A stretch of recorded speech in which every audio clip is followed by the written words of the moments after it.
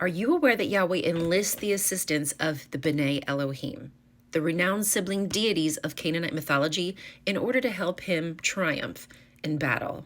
The Song of Deborah is one of the oldest sections of the Hebrew Bible found in the book of Judges, and it is an exemplary piece of early Yahwistic history. And the reason I say Yahwistic is because there are some scholars who think that this piece of literature could have been based on Anat, and as Yahweh assimilated the other gods in the area, he would just take their poetry. I can't do that right here, right now. First, we're going to talk about this verse and another one. After him came Shamgar, son of Anat, who killed 600 of the Philistines with an ox goad. He too delivered Israel. Again, this same man. In the days of Shamgar, son of Anat, in the days of Jael, caravans ceased and travelers kept to the byways. Shamgar ben Anat just translates to Shamgar, son of Anat, but Anat is not his mother's name. It is likely that ben Anat is an honorific title. At the very top is an inscription on the rim of a jar that says Ben Anat from Ekron, and it is in cursive Hebreo-Philistine script. And there are two arrowheads below me that have intriguing inscriptions that were found near Bethlehem. Here's some of my notes on the title Ben Anat. It is a dedicatory expression for a devotee to the service of Anat, the goddess of war. Not only was she fierce amongst the Palestinians or Canaanites, she was the personal protectress of the Pharaoh. Ben Anat, or son of Anat, is likely a military cognomen that was known in the time of the judges well into the Iron Period. One of these arrowheads is inscribed with Ben Anat, the other one is inscribed with servant of the lioness. Lions were often used for imagery of powerful goddesses, which represented strength, prowess, and royalty. So in this instance, it's probably representing Anat. This is super interesting, but we can get to it at a later time. In the ancient city of Bethlehem or its neighbors, the cult of a female mother, pregnant goddess in antiquity in the area of Bethlehem may be hinted to by other finds and figurines. What this is trying to say is that the idea of a Virgin Mary was not created whole cloth by the Christians or Jewish people, whatever, of the time, that it is borrowed from an ancient, older idea of a pregnant or maiden goddess like Asherah or Anat. This video is already over 2 minutes long. I might as well just go over some of this stuff that I've written down from many different books that I have read.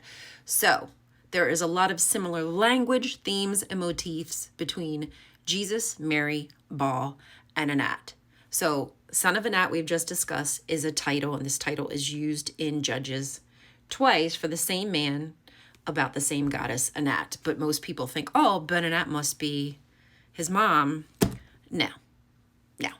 So inscriptions on pottery, arrowheads point to son of Anat as a warrior title, someone in servitude of Anat. Here are some of the similarities that I was talking about previously. So Baal considers Anat the most gracious, and we see that in some of the Ugaritic poems. Mary is considered highly exalted, and actually kechariotomene in Greek means full of grace, and we see that used in Luke. Mary and Anat are RWM. I can't pronounce it, don't know how it says, but basically it means to be raised up or exalted. So this is similar language between what's used in Ugarit and then in Hebrew. Messengers bow before Anat and do her obeisance. I didn't spell that right. As well as Baal. Mary is reserved a bit before the messenger of God, but still messengers of God come to her. Baal anoints Anat's horn of serenity with shemen, not semen. Okay, anyway, shemen, and it is the olive oil that is also used in the Bible to anoint the MSH, which is the Messiah. And Baal also anoints Anat with the Messiah oil, the shemen. So cool. Again, we are seeing the same words used from Ugarit to Hebrew. Mary is called Batula, Anat is called Batalat, which are basically etymologically etymologically linked, the same root. Both have divine narratives associated with birth. Both figures hold significant cultural and religious roles in their respective traditions, symbolizing aspects of femininity, divinity, and spiritual importance.